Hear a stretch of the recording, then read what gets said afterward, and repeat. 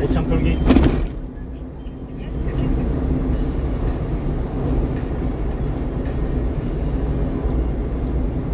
안녕하십니까. 시리가 군사TV 디펜스 브리핑입니다. 자, 오늘도 아주 중요한 군사 무기 관련 소식 전해드리겠습니다.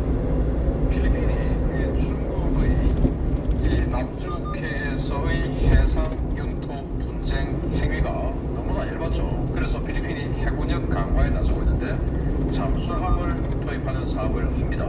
여기에 스페인, 프랑스 등이 강력하게 대시를 하고 있는데 정작 필리핀 국방부 차관 등 이 고위 당국자들이 우리 한국에 와서 과거 대우조선 해양이었던 현재 하마오션 그리고 진해에 있는 잠수함 사령부 등을 방문해서 어떻게 운영하는지 후속 군수지원 어떻게 되는지 등등 정밀하게 보고받고 갔다라는 긍정적인 소식 알려드리겠고요. 미국이 하마스에게 가자 지구에 방류되어 있는 인질들을 구출하기 위해서 델타포스 등등 최고 수준의 특수부대를 투입했다라는 건데 문제는 보안사고를 냈어요. 얼마나 황당한 보안사고를 냈는지 보도록 하겠습니다. 시리게대 군사TV 구독, 알림, 좋아요 눌러주십시오.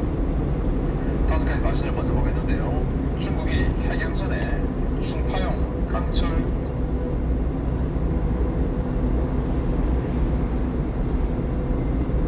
마사다는 로마에 대한 최후의 항쟁과 함께 유대 민족주의의 상징이 되었습니다.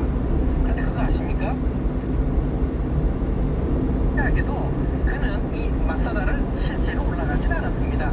실제로 이 마사다를 올라간 사람은 그의 동료인 엘리 스미스라고 합니다. 에드워드 로빈스는 엥게디를 올라갔고 이 마사다는 멀리서 망원경으로 관찰했다고 합니다. 1838년에 팔레스타인 땅을 답사한 후 아랍어로 에스세베라고 불리우는 절벽으로 둘러싸인 이곳을 요세푸스가 말하는 마사다라고 공식적으로 밝힌 것입니다. 그래서 우리가 알고 있는 마사다가 이곳이 된 것입니다. 4년 후인 1842년에 미국 선교사 샤무엘 웰컴과 영국의 화가 윌리엄 제이 티핑이 로마군이 만든 램프를 통해 마사다를 등반하고 두 개의 그림을 남겼습니다. 첫 번째 그림은 북서쪽에서 바라본 마사다의 모습입니다. 그림 속에 로만 램프와 헤롯 대왕의 북쪽 궁전이 선명하게 보입니다. 두 번째 그림은 남서쪽에서 바라본 마사다의 모습입니다. 거의 사진과 유사하리만큼 사실적으로 그린 그림이죠. 그 다음에 특별한 인물은 1851년 1월에 마사다를 방문한 프랑스의 고고학자 루이스 펠리시엔 드 소시입니다. 그는 최초로 마사다와 로마의 포위선 전체에 대한 조각도를 만들었습니다. 하지만 그의 조각도에는 헤롯 대왕의 북쪽 궁전이 빠져 있습니다. 최초로 헤롯 대왕의 북쪽 궁전을 포함한 조각도를 그린 사람은 헨리 베이커 트리스트람입니다. 그는 1864년과 1871년에 마사다를 방문했습니다. 북쪽 궁전 3개의 층을 다 포함해서 조각도를 그렸습니다.